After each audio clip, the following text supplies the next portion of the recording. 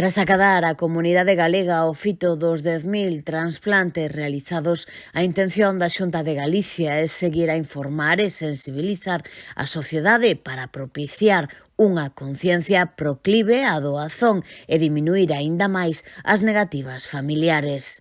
A Axencia Galega de Doazón de Órganos e Sangue reforzará ademais a colaboración coas asociacións de pacientes transplantados, traballando a través dos programas de aprendizaxe e sensibilización, coa participación no programa Salvavidas do Plan Proxecta e por medio das charlas na escola impartidas por profesionais e doentes.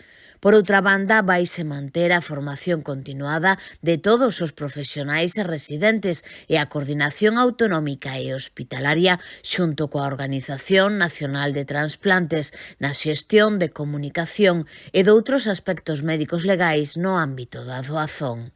Sanidade potenciará a capacitación dos equipos dos programas de transplantes para manter os niveis de excelencia dos profesionais que permitan consolidar e mellorar os resultados acadados. O obxectivo é manter a tendencia descendente e optimizar os tempos de espera para trasplante.